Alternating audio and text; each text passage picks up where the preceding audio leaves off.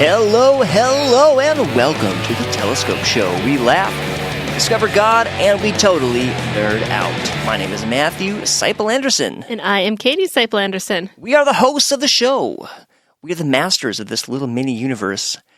And today we're going to be talking about The Mandalorian. This is the way.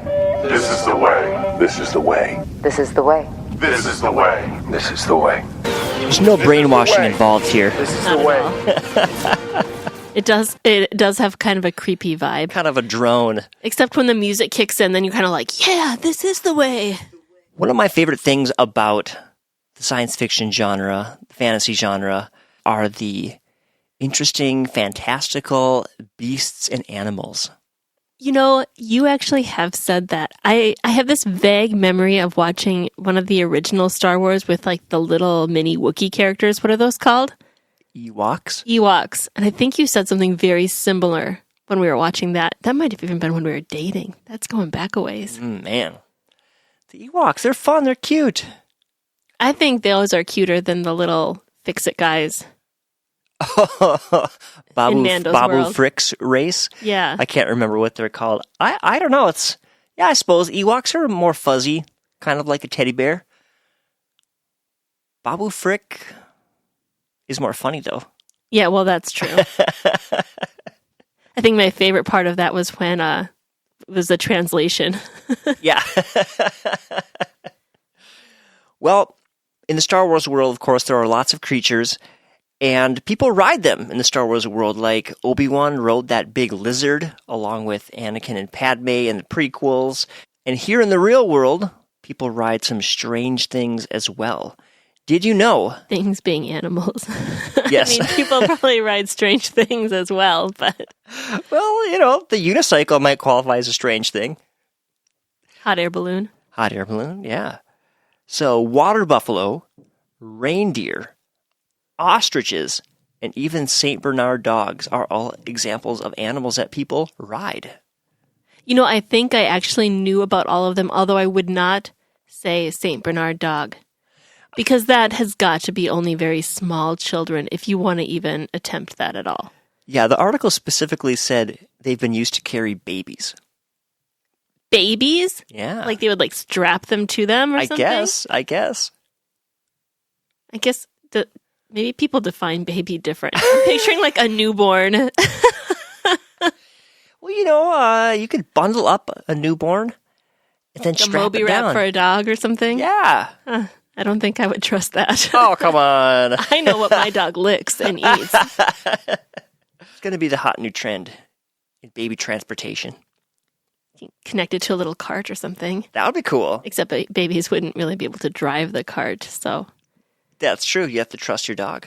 You have not only dog obedience school, but dog driving school. I think that the work it would take to teach a dog how to do that might not be quite worth it.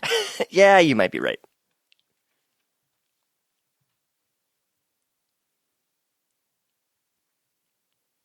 So I guess that kind of transitions well into a would you rather.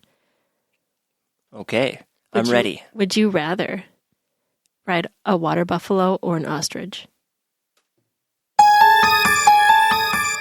Oh, so wait, say that one more time. Would you rather ride a water buffalo or an ostrich? I actually am just picturing you riding either one right now. I hope you choose ostrich. Yeah, I would choose an ostrich, definitely. The reason being... Just picture you like holding on for dear life. They rode ostriches in the old school Disney Swiss Family Robinson. I know, that's why I knew that ostriches could be ridden. I'd forgotten about that. That movie is a classic. I love that movie. That was one of the first like family movies we watched that like all the kids actually enjoyed watching. Yeah. Maybe we should watch that again. It's a good one. I think I would choose water buffalo. You would? Yeah. Explain yourself. How cool would that be? I mean, you'd sit so like far up there and... I would just be nervous that if I fell off, it would... Well, you just couldn't really me. fall off. You have to like, you need like a ladder to get up and a ladder to get down or something. I mean, I've watched some rodeo and that does not look pleasant to be Well, bucked that's off a bull. This would be a well-trained water buffalo. Well, you didn't mention that before. Is my ostrich well trained? No, not in my mind at least.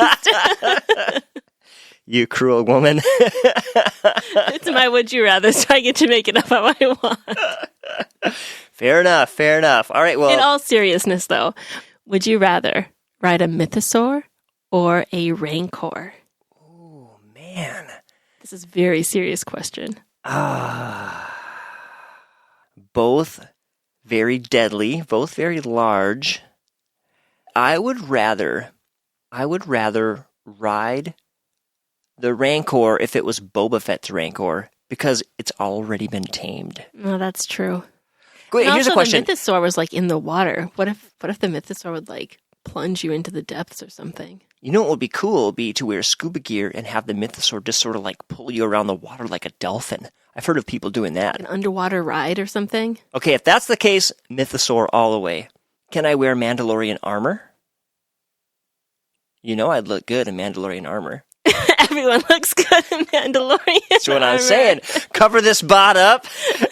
Let everyone just imagine a six-pack. Oh, man. All right, I'll allow it. Awesome.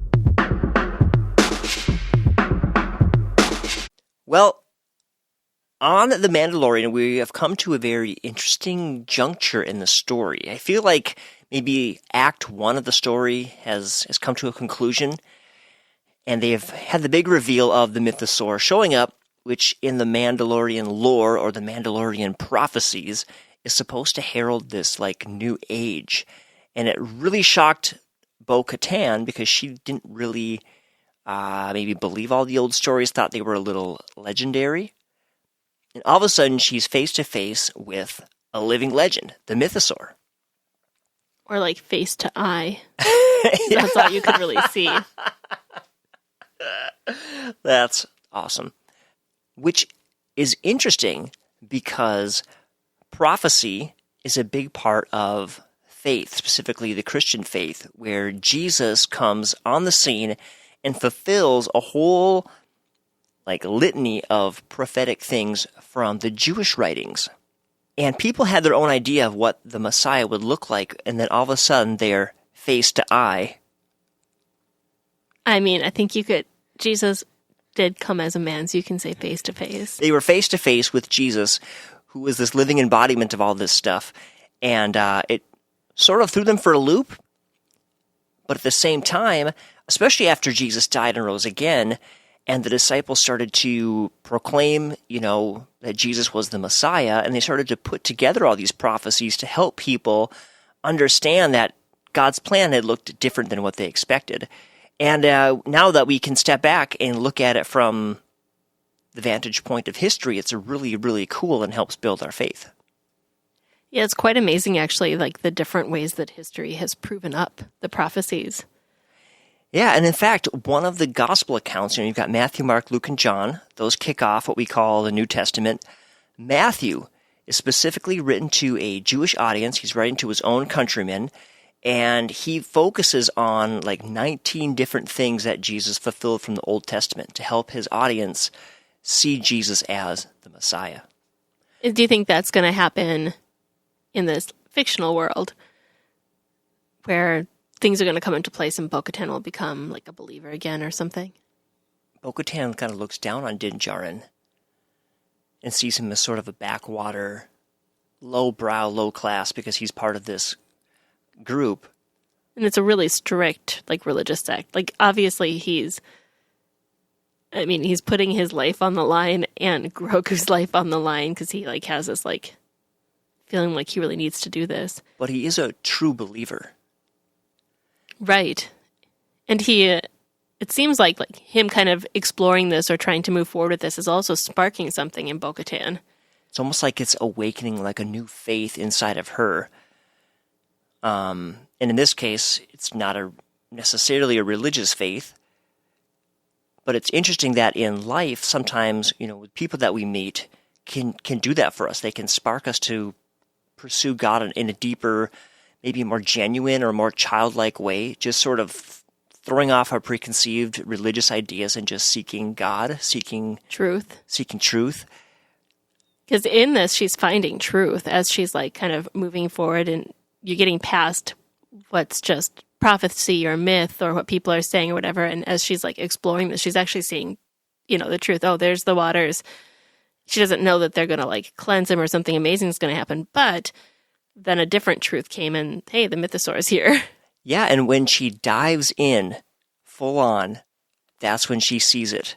That's when she comes face to face with the Mythosaur. And that can be something that happens in our life when we finally take the plunge and just seek God, just take that step of faith, that we actually find that we come face to face with him and discover him. Except that he's a lot better than a Mythosaur. I just have to like break down the analogy right there just to say that's not like there it ends.